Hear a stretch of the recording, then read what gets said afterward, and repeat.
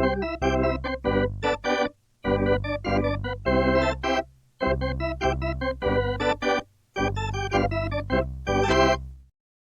right, Chaz, let's get right to it. There are birthdays, anniversaries, holidays.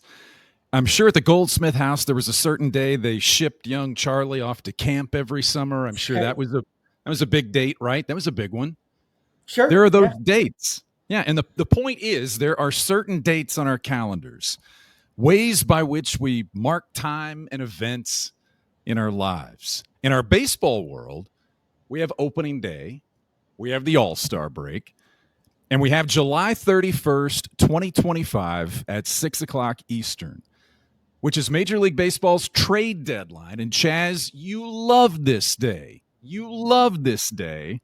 What is it that fascinates you so about Major League Baseball's trade deadline?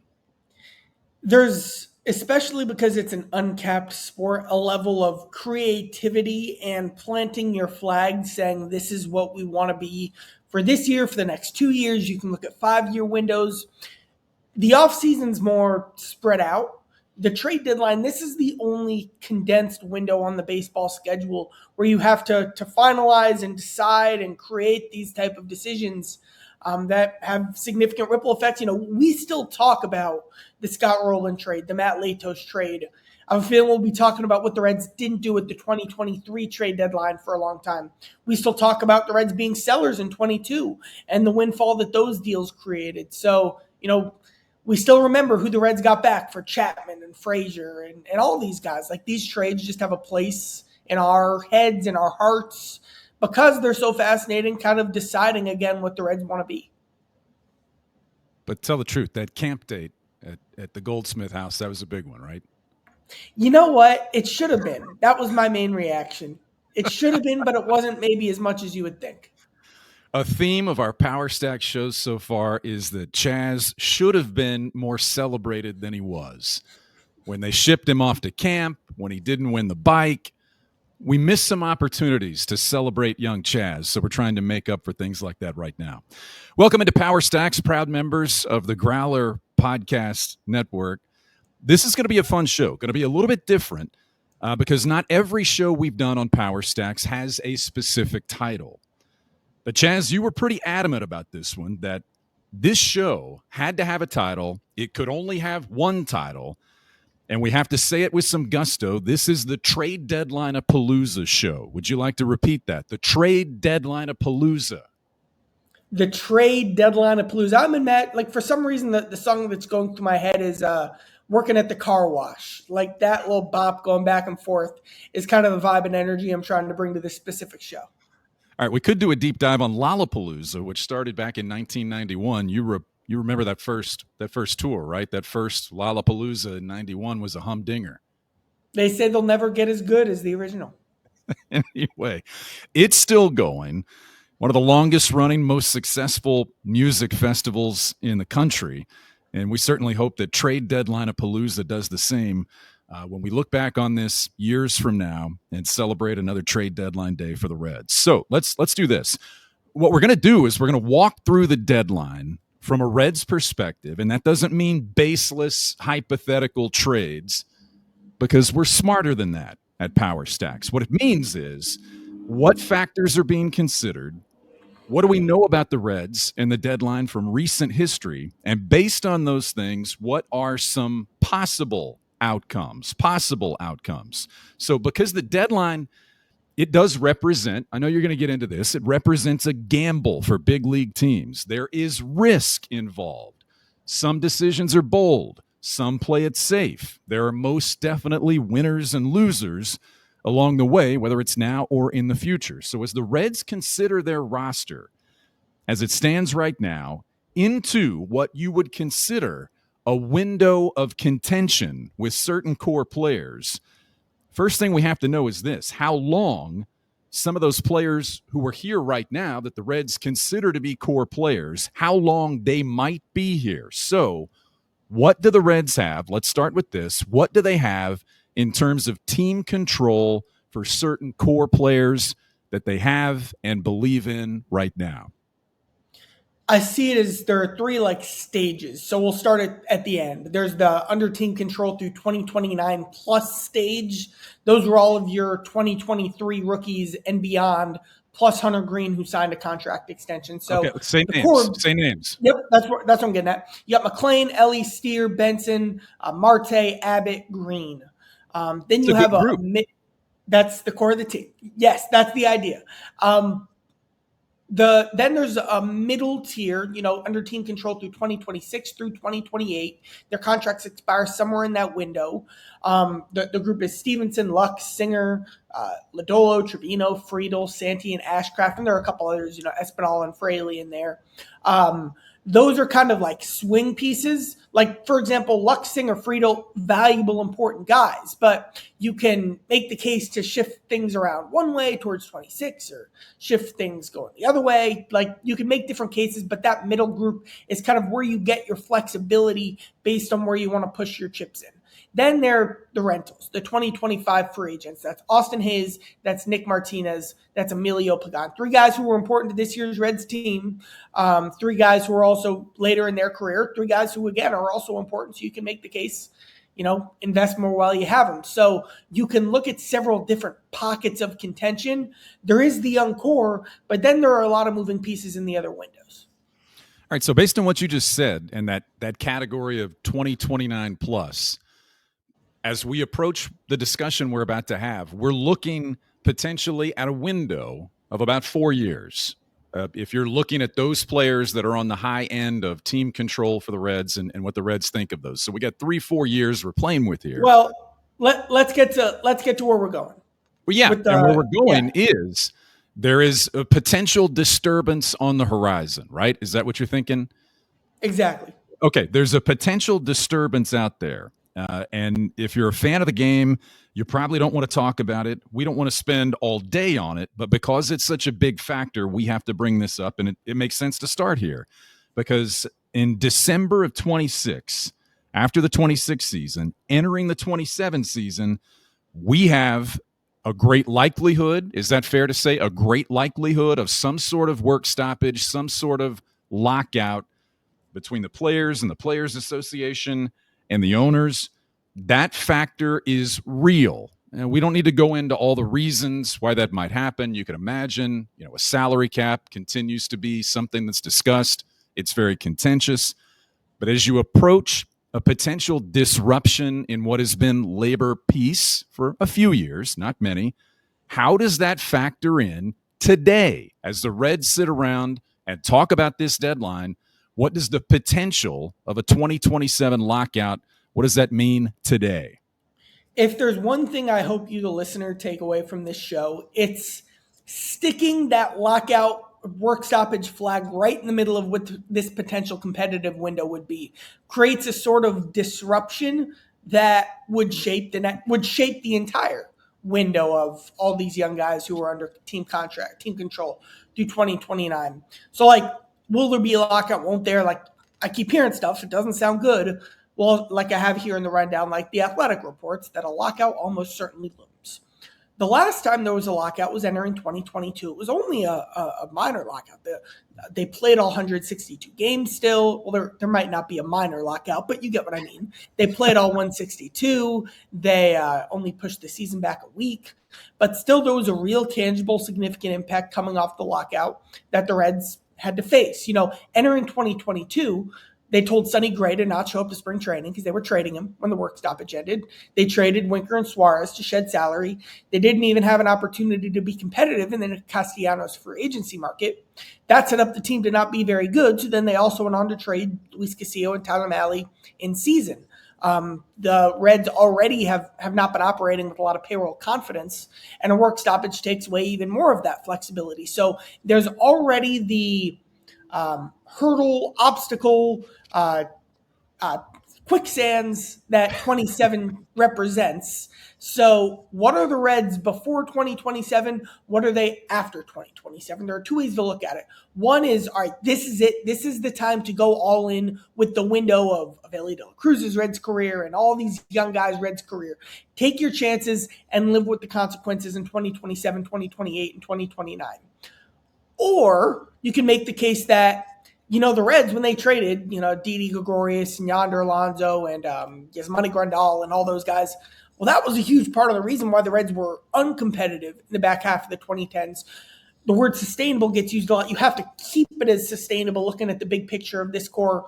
So you're just going all in maybe on your young core being better throughout this time, as opposed to making that sort of Matt Latos, Trevor Bauer all-in move. So that's the decision. That's the thesis of this show. With the looming nature of the lockout, is this the time to say, you know what, forget it? This is it. Let's win with Elly De La Cruz and show the type of reckless abandon, which is good, that the Reds haven't shown in a long time. Or do you have to be responsible for the back half of the decade, not wanting to alienate your fan base then either, and keep as much flexibility as you possibly can for the back half of the 2010s? Because you can't have it all. You can't have it all. But these conversations, in these conversations, you can have whatever you want. People are talking right now. Like you said, you could have reckless abandon if you want. But I need a baseline. So before we jump into payroll and some of the specifics, I need a baseline. How would you characterize the Reds' philosophy at the deadline as it has existed under Nick Krall and more recently when Brad Metter joined? You used the word sustainable. I suspect that's part of the discussion here. But just a quick thought, just give me a characterization of what this front office and this ownership has been at the deadline and how they've thought about it. Cautious, for better or for worse. And I understand it, in 2023, like when you look at, teams were asking for Andrew Abbott, Matt McClain at the deadline. They were asking for, all right, Lyon Richardson and Connor Phillips, maybe their stocks aren't maybe as sky high as the Reds hoped they'd be at this stage. But Connor Phillips and Lyon Richardson still helped win the Reds games in 2023. But in 2023, they only got Sam Moll. In 2021, they got Michael Givens, Justin Wilson, Luis Sessa. In 2020, yes, that was Dick Williams' regime. It was Archie Bradley and Brian Goodwin. That's been the recent history of the Reds at the trade deadline. Okay. And a question I've posed to Nick Krall many times over the years is, how do you know when it's time to make the move? And the answer is you really don't. It's all so specifically circumstantial. But I'm still waiting for the signal that the Reds are planning their flag. This is the year to make the move. I haven't heard that yet. Maybe that changes based on who's available. But I haven't heard that yet. All right. Specific points. And you can see, if you just checked into trade deadline-apalooza, you can see how we're kind of building here. We're kind of layering the bricks and building this show one piece at a time. So let's start with a quick thought. You have to say this. Payroll. Where are the Reds with payroll? Where would they like to be? Do you know anything about constraints, restrictions, or money that's there or not there that they can work with and use, whether it's right now or in the near future? I know they've had multiple payroll meetings in the last couple of weeks, and that kind of stuff's normal. But again, with how many decisions you have to make right now about who you are and what you want to be and how much you're going to invest in this team, those organization-wide conversations are pretty critical. Now, what's every message we've heard up until this point? It was, we traded Alexis Diaz for payroll flexibility. It was $2 million. Traded the one that sticks with me the most is when they got Gavin Lux, they also traded a comp pick. It's the draft's coming up. A pick somewhere in like the 30s that the Reds traded to the Dodgers as part of the Gavin Lux trade. That pick would have made like $2 million. And the Reds spoke about being able to reinvest that money in the team. And it's like, great, but why are the margins this small already to begin with? So that's critical foundation to lay. Like, for example, I'm not going to mention the name Luis Robert again on this podcast because I've always been out on Luis Robert as a trade target. Me too. But he's making $15 million. So when you wanted the Reds to trade for him in January, how are the Reds going to come up with now that's a conversation for another podcast, but this is the world that the Reds front office is living in. We're not having this podcast coming from an ownership perspective right now. We're looking at it from a front office perspective right now, and there frankly just are payroll constraints that the Reds live with every single day. Now, in 2023, while they were inactive, they did show at Waiverpalooza, which is a show we won't be having at the end of August. They did show at Waiverpalooza when they claimed Bader and Renfroe, and they put in claims for Giolito, and they did have money to spend that year, and crowds are similarly on the rise now. That's one thing to maybe hang your hat on in terms of the money they could have in the piggy bank. But payroll always, always, always will be where this conversation starts. And that's going to have a huge ripple effect on their ability to add or sell, or whether or not they do both, where they land on that topic. You brought up a number for Luis Robert. Reds are also paying Jamer Candelario a nice number for a bit. So all of that factors into the payroll conversation as they approach the trade deadline. When we had Paul Daner on, when we had him on assignment at Chattanooga, which was an excellent show, I hope you go back and check that one out, we said at the time, talking about the Reds prospects, that not only are a lot of the Reds' best prospects at Double-A, 2 levels below the big league level, there's also a talent gap in the prospect pool. Should they choose to evaluate prospects as being a part of a deal they may or may not make at the trade deadline, give me an idea on prospects. And looking at my notes, I think we would both agree the conversation with Paul started with Sal Stewart. Is Sal Stewart untradeable? To me, yes. To me, Sal Stewart's untradeable. I think he has even bigger fans in the Reds organization now. If Sal Stewart's the centerpiece to get, not Mike Trout, because even Mike Trout's not Mike Trout anymore, but you get the point I'm making. Ronald Acuna Jr., sure. The theme we keep going back to is the Reds can't just be dipping their toe in the water anymore, because they're at the point with even dipping your toe in the water is now a conscious choice, and the lack of action represents an action. So because of the gap in the farm system, I would say Sal Stewart's untradeable. Then there's another tier of top 100-ish type prospects. Good guys. Cam Collier, Chase Petty, Alfredo Duno, Edwin Arroyo, Sammy Stafura, Tyson Lewis, Hector Rodriguez. Then there's a huge gap. There's not really a middle class of prospects in this system right now, or nowhere near a good enough middle class for what it should be. You see the gaps. Just look at Louisville and Dayton's rosters. So from a prospect perspective, it really almost is go big or go home or go small. Either you are going to trade one of the names I mentioned and you're going to get a pretty good guy back because those guys are pretty valuable, or you're just absolutely working the margins like you were in 2023 and 2021. There's, again, not that mid-tier guy to go trade for a mid-tier guy. This isn't a good comparison because Steer and maybe not CES, but Steer and CES have outperformed expectations, their prospect pedigrees, etc. But it's a good comp. The Twins traded 2 mid-tier prospects for Tyler Mahle, Spencer Steer and Christian Encarnacion Strand. They weren't top 100 guys, they weren't flashy. Of course, Steer's now a big piece. Sess has more to prove. The Reds don't really have that level of prospect right now. And that significantly shapes what they can and can't do at the deadline. But 2 things to keep in mind with a team like the Reds and prospects is that you're going to have prospect capital. That's going to be one of your strengths when you approach a deadline like this if you're a team like the Reds. But there's also a greater risk in dealing those prospects because that's how you become, in their economic environment, that's how you become sustainable. When you have prospects, that's kind of the definition, is continuing to keep that flow of prospects. That's how you become sustainable. If you deal some of those prospects, unlike some other teams with more money to spend, you can't make up for the loss of a prospect necessarily, or bridge the gap to the next set of prospects by going out and spending big on free agency to stay sustainable. Especially if there's a lockout in 2027. Especially if there's a lockout. What do you want the 2027 through 2030 Reds to be? 2029, let's say, the last 3 years of Ellie under contract with the Reds. You almost have to make those decisions now based on whether or not you go in for this short-term window before the potential work stoppage, based on whether you trade the specific prospects I named. All right. Let's hit there real quick, catch our breath, and let me say, Chaz, you're going to a wedding this weekend, right?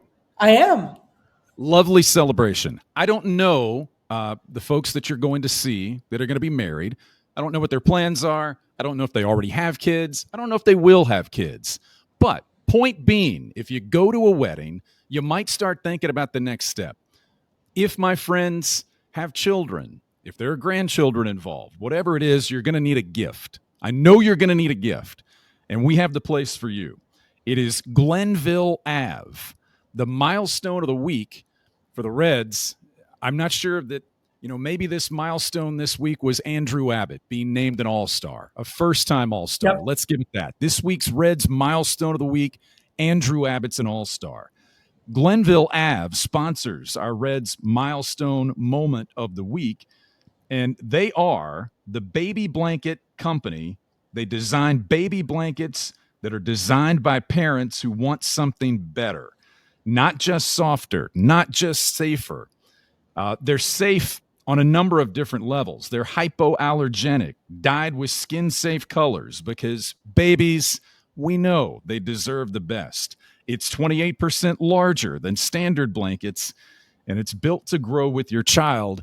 Thus, we continue to celebrate milestones. Your kids are going to have tons of milestones. Get them a blanket that is good for them and helps keep that celebration going as long as they're kids and as long as they need that blanket. So to get a feel for what they do, you just saw Summit if you're on the YouTube channel, go to the website and check it out there. It's GlenvilleAveLLC.com, GlenvilleAveLLC.com.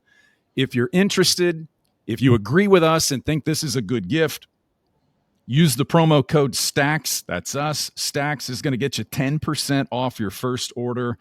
And so, Chaz, enjoy your wedding this weekend. Keep an eye out for friends of yours who might be having kids sometime soon. Or that. I know. Yeah. I know. And then spread the word about Glenville Ave and let them know that they support Power Stacks, and we hope you will support them as well.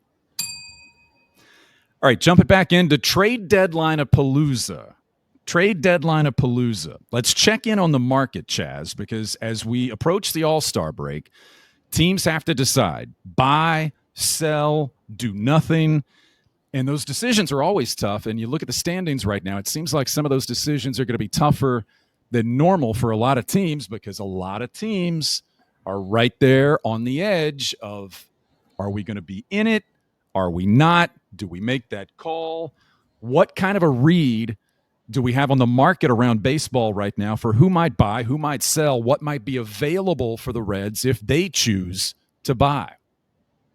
We're recording this, and let's just give the transcript. We're recording this on Thursday morning because I'm going to the wedding. We're recording this a little early. The Reds right now, all right, they're 3.5 games back. They're a game over 500. They're also in 9th place in the National League. That's where this is at. And this is a trend that started in the offseason. So like in the offseason, the Reds didn't have a ton of payroll flexibility. They wanted to trade for an outfield bat, Then they recognized there were in the offseason, I believe there just were 2 sellers, the Marlins and the White Sox. Everyone else was trying to talk themselves into competing into this middle class. So the theme of the offseason then was big leaguer for big leaguer trades. It wasn't just India for Singer and Cruz for Trevino. These were happening around the league because there were, 2 sellers. And do you want the White Sox outfielders? I sure don't. In the season, not a ton has changed. And you see the bloated middle class show up in the NL. We're in the wild card race. You have the Mets, Brewers, Giants, Padres, Cardinals, Reds. Diamondbacks, a game behind the Reds. Will they be buyers? Will they be sellers? That's one of the interesting swing pieces of this deadline. And then in the AL, the quality of the wild card race is lower, but there's still not much separation. The Mariners are holding on to that final wild card spot right now. They're tied with the Red Sox, who it felt like we're just out of it, but now the Red Sox are back in a playoff spot. The Royals are 3 games back. The Angels are 3 games back, and I don't think they want to sell. The Twins are 3.5 back. The Rangers are 3.5 back. That's most of baseball, is in the exact same spot the Reds are in. And frankly, in that group, some are going to be buyers. If some decide to sell, that'd probably be a smart thing to do because it is such a seller's market right now. Are the Reds going to be one of those teams? We'll talk about that possibility. You roll your eyes. It very much is wait and see mode. They want to see where they're at in a couple of weeks before they make that final conclusion. But the state of the market with how few sellers they are forces you to be more creative if you are trying to buy. Also gives you a little more incentive to sell, but we'll see if the Reds get there. All right. What do the Reds need? This could be a really long conversation. Let's keep it a really short conversation. Yeah, the answer is yes. The Reds do not go into this deadline with one or two things that you say, if they just find this, if they just get that, then they're immediately better. It's not that easy. The Reds have a lot of options here where they could improve their team with a right-handed bat, a left-handed bat, preferably in the outfield, bullpen help. Recently, the starting rotation has become an issue because of the health of the players they have available right now. So we can get into all that, but to sum it up, where would the Reds be right now? On paper, if you drew it up, what's one of the one or two top places you would go first? I think the biggest need would be a number two hitter. I'm looking. I don't see that guy in the market right now. I think next up is definitely the bullpen. And I think the most all-in approach the Reds could take is if they said, you know what, let's just load up this bullpen for the stretch run. Now, investing in relief pitchers is the riskiest investment of any type of position group in any sport, any major sport. So that carries along significant risk.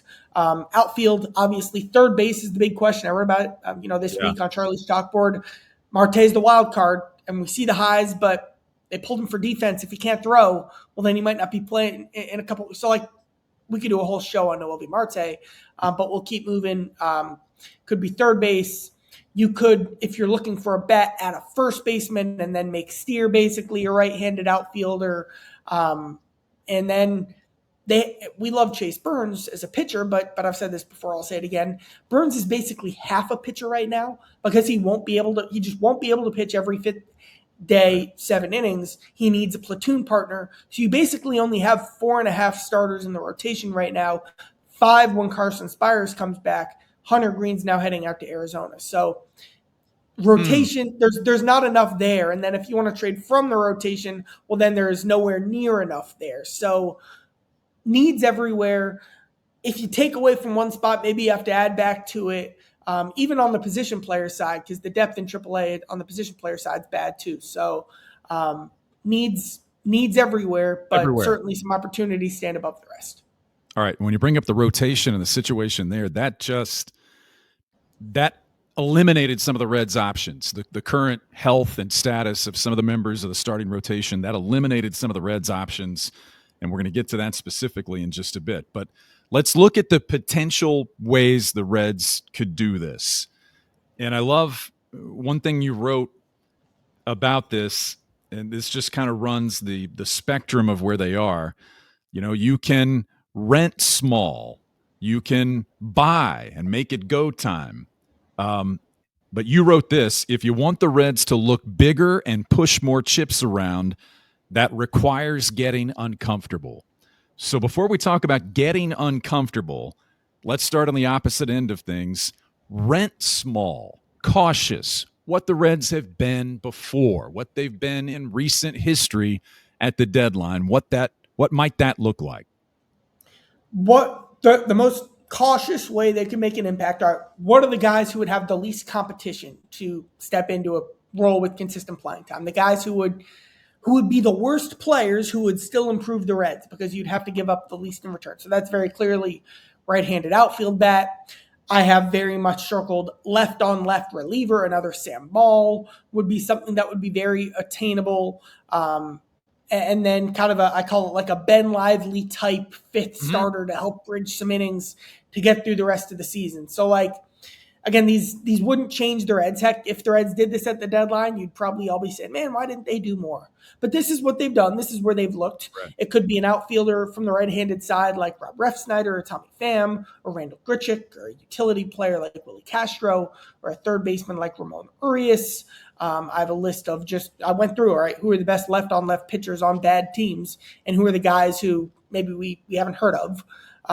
But that was what Sam Mo was. That's I didn't write down their first names, but that's Barucki in Pittsburgh, Ferguson in Pittsburgh, Boozer in Chicago, Bernardino in Boston, Beeks in Arizona, those types of guys. And then If it is like a Ben Lively type starting pitcher, maybe that's a Michael Lorenzen, who then you could shift to the bullpen down the stretch. I'd like that a lot. Maybe it's an Andrew Heaney. Maybe it's a Mitchell Parker. Different options there to just raise the floor and build up the depth of this team. So that's rent small. We're going to skip for now what would be the wait, one more thing, just because you want to look at these arguments too. The reason 2 rent small would be helping this core without capitalizing or sacrificing future value, would be, again, raising the floor and building the depth in a very safe way that would also keep the powder dry for 2026 or beyond, would be in line with what they've done in the past, fix some major glaring needs on this team. But ultimately, the push to get to the playoffs would come from within, and it wouldn't be the most 2025-oriented moves this team could make. Right, but I think everyone listening, everyone in Reds country knows what that feels like. We know that. I think we expect that path from the Reds right now because we've seen it. We've seen how it plays out. But there's what will one day be a Hockey Hall of Fame coach, and John Tortorella.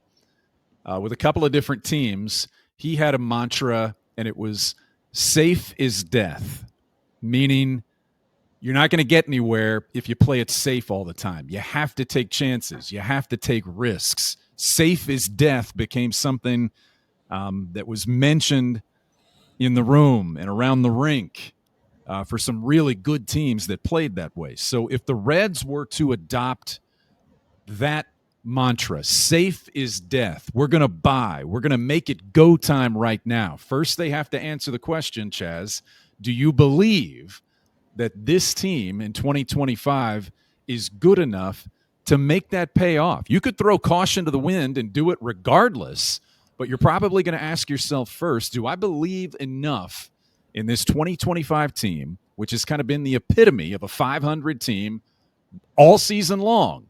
Win 5, lose 4. Win 4, lose 3. That's where they've been. Do you believe in them enough to make that splash and to push your chips to the table, which is kind of been also the theme of all of the celebrations and the things that this team does with Terry Francona as manager? I want to one more thing on the safe as death thing, and I alluded to this earlier. Like, you are also reaching the point where inactivity is an action. Because of the different windows. I'm going to write that down. That's awesome. Because of the windows and hurdles that are on the way. So, all right, how good is this team? I still have no idea. I'm wrestling with this a lot, man. I'm not going to lie. The archetype for this conversation is Eugenio Suarez. He would be as close to an all-in move as this team could make for 2025. He's not just a rental. He's a rental. Who needs third baseman desperately?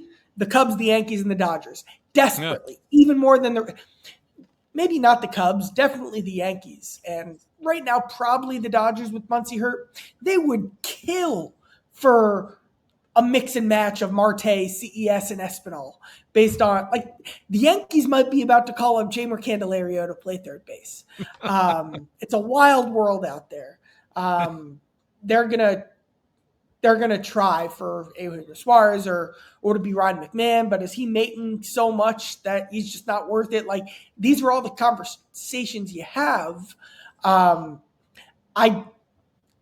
don't think this is a good enough team to justify outbidding the Cubs and Yankees for Eugenio Suarez. Now, is this a good enough team to justify outbidding some other nice solid teams for Ryan O'Hearn on a rental, for Cedric Mullins or Josh Naylor? Maybe not as much Naylor, but the other two. You can talk me into that. And frankly, I just need to see how this team plays for the next couple of weeks. Like, why are the Reds saying wait and see? Like, this is why. Like, there aren't these answers yet. Is this a good enough team, I'll say it again, to justify making a move for a rental in Ryan O'Hearn? I want more information. And I think that's where they're at. As well. Now, there are also the other way to go, which, would feel more Matt Latos-y than Trevor Bowery, but you get the idea of trade I'm talking about. It's for the guy with multi-years of team control. That's what the Reds look to do in 2023, for example. Who's a guy who could join, supplement, they basically already did this with Gavin Lux. That's exactly what they wanted Gavin to be. And while Mike Sorota's having a heck of a year in the Dodgers system, I still feel like that trade has been a success for the Reds. I've spent a lot of time looking for names here because, again, like, who would have thought Gavin Lux in January? He's on the Dodgers, but that's how these things work. So the names I've come up with, who could these guys be? Adolis Garcia, shown elite flashes, kind of regressed to the mean, probably has to make an adjustment, probably a change of scenery candidate. I haven't heard the Angels are going to be sellers. I've heard they're probably not going to be sellers. So that makes it hard to look at Taylor Ward, who's a guy that Reds fans have been including in trade aspirations for years. Look at Joe Adele, too, who would be such a clean fit on this team. But I just don't think the Angels are going to go that way for ownership and front office reasons. Now you get to the Red Sox guys. You got Willie Abreu, who I think is the cleanest fit, especially because of the defensive value he provides. And we just saw what he's capable of offensively when the Reds were in Boston. You look at Jaron Duran, who might be being squeezed into a different role.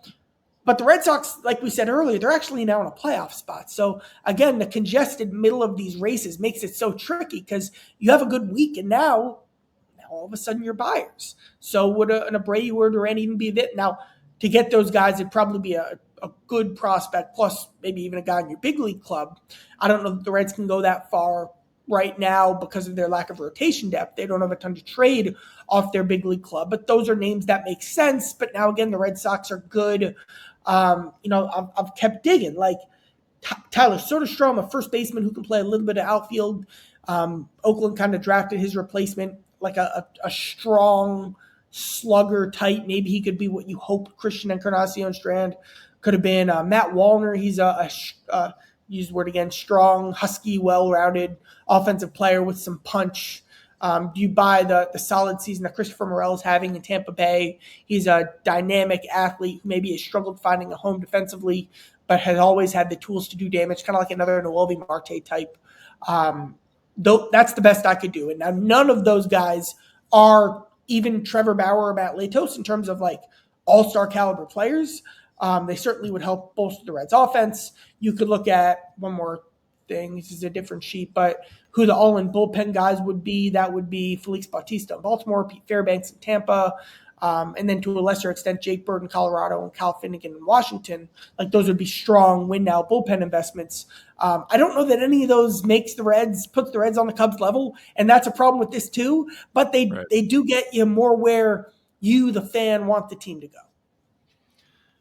But to sum that up, and going back to what you said about the market, even if the Reds did something in terms of giving up enough that you would consider it make it go time, buy big, you still might not blow the socks off of your audience or your fan base with what's out there or available to bring it back. What's big this season may not be what was big a season ago or 2 seasons ago. The names are different. The situation, the circumstances are different in terms of who's out there, who's available, who's healthy, who's playing well. So that's something to consider, you know? If you say we're going all in, you need to make it worth going all in. You need to be sure that it's worth going all in. One more thing, and I really want to make this point. I read an interesting interview with the Cubs GM recently, and he talked about the difference between playoff odds and World Series odds. There are players you can get who help you get to the playoffs. Then there are players who in the playoffs help you win series. What are the Reds chasing?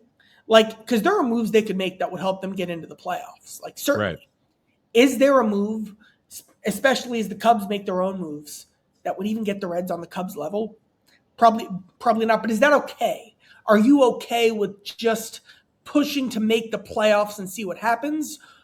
Or are you still trying to make World Series oriented moves? Like, there's a big, big difference there. And that's why this is so difficult. Great point. The next path, and you probably don't want to hear this if you're the Reds, or if you're the Reds fan base, is you could examine the market, you could examine where your team is, you could examine that glut of teams that are trying to decide if they're buyers or sellers. And you could say, you know what, for our sustainability, we have some assets. Let's sell some of those assets. And if you get to the Reds' assets that have value, you brought up on a previous show, and it's so easy to see that Nick Martinez is tailor-made for a team that believes they're a playoff team, a team that believes it's a playoff team and beyond, because of his versatility, because of his experience. You could dangle Nick Martinez, and the phone's going to ring. Mm-hmm. But also, when you're taking that call, you better keep an eye on your own roster and the health of the players that you have now. Because if you sell on Nick Martinez, given some of the limitations of the starting rotation right now, then you have another couple of big questions that you have to answer for the last, 75 games of the season. I'm glad we have the transition coming off where we just were too, because you can make the Reds haven't won a playoff series since 95. Just getting there, could that be enough? You know what? You can make that argument to me. Or you can make the argument that the Reds have to treat themselves like a more of a blue chip franchise, or whatever you'd want to say, and what a franchise with more confidence would do. The Brewers, the Rays, etc., the Guardians, is sell. That is what they would do in this situation, because that would be a move that would gear you towards more postseason success down the road.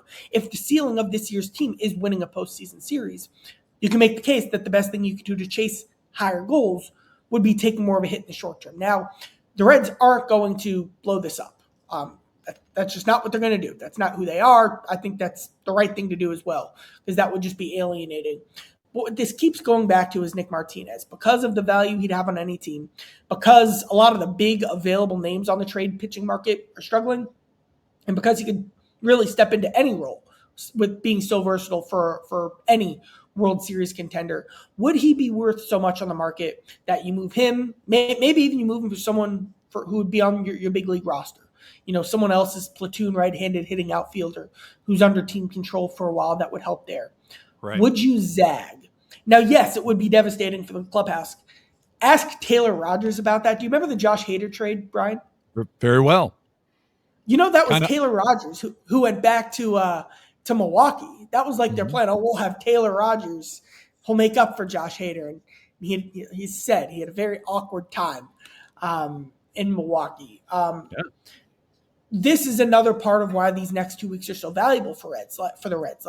If you don't play well for the next 2 weeks, kind of like they did last year, then they ended up trading Montas, you can really see how that's a clear path to go down because of, ring the bell, but because of the payroll it would open up. Not literally ring the bell. Sorry, I said that as a metaphor. I'm here if you need me. Because the payroll it would open up, because of the long-term gaps that are still existing on the organizational depth chart that you need to fill. But then you said this too, if you trade Martinez, you have enough pitching to get through the season. And are you calling up Brian Van Bell to join your rotation and banking on him every fifth day? And that's just I've never seen Brian Van Bell pitch, but the idea of that and that being where your rotation is as you cap Chase Burns' innings is a sad, demoralizing place to be for a team, for a young core that still hasn't made the playoffs and then feels like it's not even getting a shot. So again, this is it. This is where the Reds are stuck, and these are the conversations they're having. And real quick, you can make the same case with Emilio Pagan to a lesser extent. Make the same case, well, if the Reds aren't winning this year, is this the most value? A TJ Friedel or maybe even a Gavin Lux is going to have. Obviously, Friedel will get the most. You can have this conversation in a more extreme way with those guys and in a more cautious way with a Pagan or an Austin Hayes. You brought up the Josh Hader deal, and we know how that was received in Milwaukee. It messed up the clubhouse, right? The fan base wasn't happy, and you can say what you want to say about what role does the fan base have in all this, but they buy tickets, right? They they stock the coffers. And you saw the reaction and the messaging around when the Reds called up Chase Burns.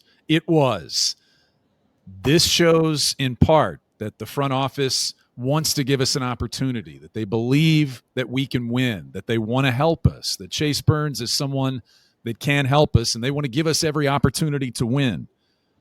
If you sell, the message becomes the exact opposite. No one in the clubhouse right now trying to win today and trying to win tomorrow wants to hear about winning in 2028 or 2026 even. They want to win now. And so that's, again, the balancing act of the decision and the impact of the decision, because this still happens with a lot of season left. You have a lot of season left starting August 1st. And the question is, you say win now, win what? Right. Is it a playoff spot? Is it a playoff series? Is it a World Series? The Reds have to figure this out. And again, inaction is activity when you reach this point, or action is obviously activity when you reach this point. That's what we keep. That's where this all ties back to. And part of that too is, again, why the Reds probably want to learn more about what they think of this year's team before declaring themselves sellers or buyers. Or there's one more scenario, which is the most interesting one that we'll discuss. But tick, tick, tick to make that decision. What are we? You got a couple of weeks left, right? July 31st is coming up. You got a couple of weeks of baseball left because the All-Star break is in there. You got to make that decision quickly. And so that's why, you're at a critical point in the season if you're the Reds or any other team around baseball, because these games, they're going to influence what happens before or at July 31st when that day rolls around. So the last possibility that you bring up is, what if you do both? What if you have a short-term? This could happen. This very much could happen. Okay, well, if you have a short-term and a longer-term view and you try to find some balance and you try to make good decisions both ways, what if they were to buy and sell? What could that look like? The strategy becomes one that's on the table in three scenarios. The first one is that, and again, hypothetically, theoretically, ring the bell. You don't have to actually ring the bell. But any opportunity I get to. The first one is that they just need more payroll flexibility to improve the roster. And they'd have to trade Martinez or Pagan to be able to fit an impact bat. And again, we're just looking at this from a front office perspective. We're not looking at this from an ownership perspective, because those are decisions I don't know how to spot. Hopefully, for everyone's sake, the Reds have more payroll flexibility than what I'm giving them credit for now, and they don't have to trade one of their big salaries to add another big salary in return. The second scenario where they buy or sell is that Martinez or Pagan's trade value is so high that you just have to pull the trigger on the deal and then use the return as a way to improve the roster in a roundabout way. Now, the Brewers in 2022, the Josh Hader trade shows the risk of that, because when the pieces shuffle, there's, like, what do they say on the airplane? The baggage may move during flight. Be cautious. But we see teams play the value game at the deadline and flip a lot of moving pieces, an NBA style circle, trade tree with branches going all over the place. That works. That doesn't seem like Nick Krall's style. When I look at Nick, he just hasn't been the Reds haven't been a trade tree type team. There hasn't been that churn. There hasn't been that have a guy for a year, sell him at his value's highest, keep moving through the conga line that quickly of guys' careers with the Reds, even on the 40-man roster. They don't play the waiver game constantly and keep that churn.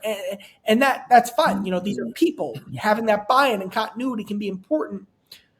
Can that change now? Again, that's a decision that Nick's going to have to make here. The third scenario where the Reds could be both buyers and sellers is where they trade a good pitcher to get a young bat in return. It's the type of trade we've been talking about for years. I don't know that the Reds can do that right now. Sure, trade one of your young starters for one of the bats we mentioned in that, your Abreu's, your Durans, your Wallners. Trade one of your good young starters or Martinez for one of those guys. But then again, you run into the innings problem where the Reds already only have 4.5 starting pitchers right now. So if you trade a young pitcher, you almost then have to go make a separate deal where then you trade for a Ben Lively type fifth starter. So there are different scenarios, buy and sell, where you could see it lining up for the short term and the long term in a way that you could really sell. But that would be, again, the type of complex trade tree that would be separate from how the Reds have operated over the last several years. That would be even the bigger change than making an all-in move. Going through the hamster wheel of the trade maze would be an even bigger shift in identity from Nick Krall. It could maximize value, but there's a lot of other unexpected consequences that could return, which maybe is why the Reds haven't gone down that path in the past. But yes, buying and sell, I'm saying this now, is very, very much a possibility. So we've been doing this for 45 minutes, and you've done an outstanding job of kind of digging into the possibilities, the circumstances, some questions that the Reds will ask and have to answer within the walls of the front office. And you've proposed a few things along the way, but as we kind of get towards the end of our first annual trade deadline-apalooza, sorry to mess up the title. That's right. Give me one or two to finish up of your most likely paths that the Reds choose here, and just give me those things, and then we'll kind of just let them sit there and marinate for the next couple of weeks. I've been going back and forth on this constantly. And I know you said you've lost sleep about this. You've wrestled with this. Your hair is, you're not turning gray or losing your hair, but if you were at a different stage of your life, that might be, the result of some of this angst that you've felt over the trade deadline. So I'm glad you're not, but what do you come up with? I'm going to say, and here's my stance, if the Reds play well, I had a very good reliever on a multi-year deal, even if that's risky. Like, there's significant risk there because that guy could just, like Alexis Diaz situations do happen. I make that move, and I also get like a Baruki, like an underrated left-hander, and I make that bullpen strong, and I try to solidify that. And then I also try to add like a very low-cost right-handed bat, like a Rob Refsnyder type. Like, that's more aggressive, but I wouldn't even say any of those moves aside from getting like that closer type would be aggressive. But you're improving the team without sacrificing the long term. So it would be 3 moves, 2 relievers, and an outfielder. Maybe even you have to trade something off your roster. Maybe it's one of your young relievers. Maybe it's one of your bench pieces to make that happen. But I'm fine with that.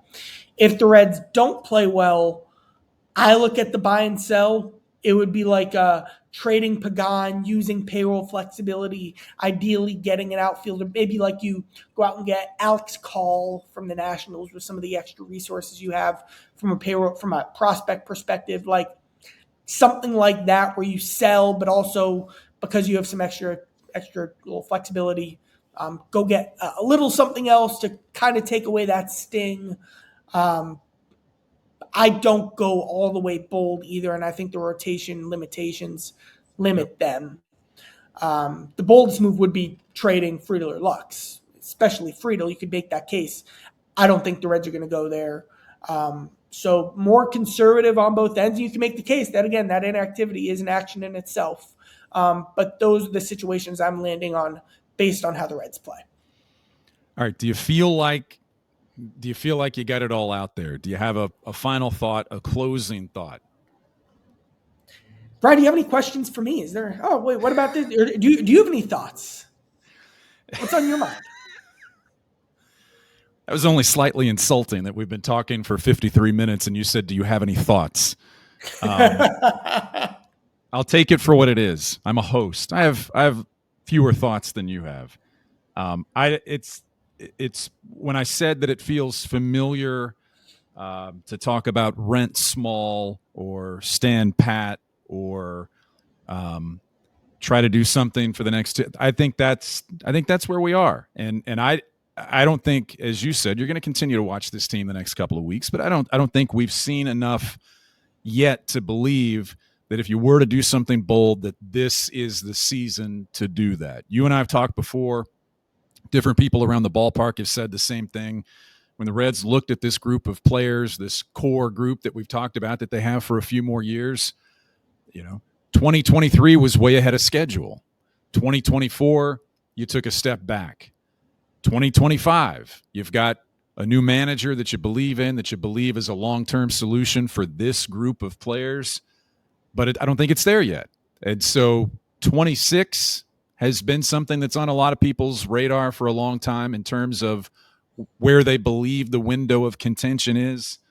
Again, the potential for a lockout does a lot of things. The same way the COVID season messed up what the Reds at the time thought was their big splash when they signed free agents. And then you get the COVID season, right? And that zapped some of the juice that you had from that time. So I think they'll play it safe. I think they'll be conservative. I think they'll be cautious. And I think they'll hope for the best with what they have right now is kind of where I see this headed. There was a story I told you that I told on the Growler about how, and I know Paul's in the background right now. He's going to be smiling as I say this.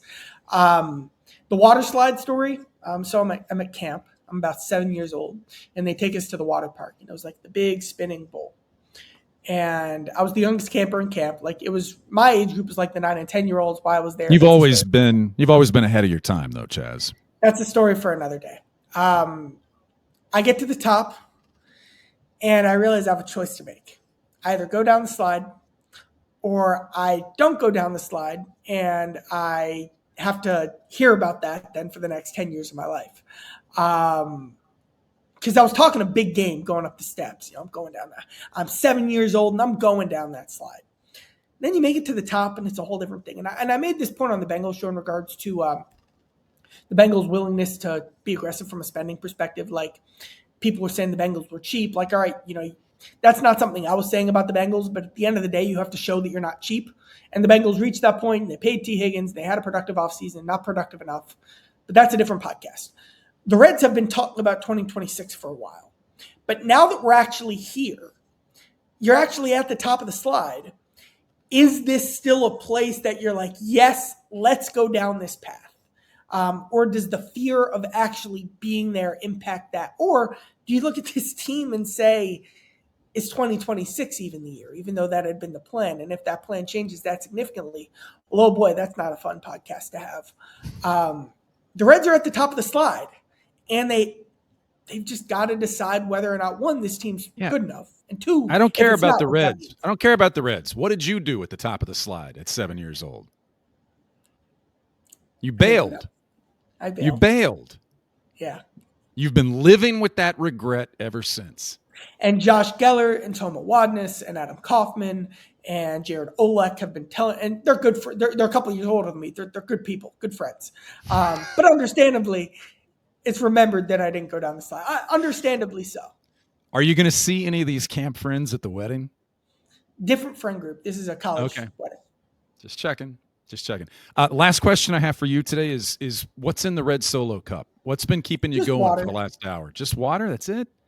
Yeah. Not a morning smoothie, a juice of some sort, a cold press? I've already had my coffee. As you know, I have a cold brew black coffee every day. Yeah. Yes, it's my favorite thing. It's my favorite part of everything. But I've already had that. Now I'm just drinking water.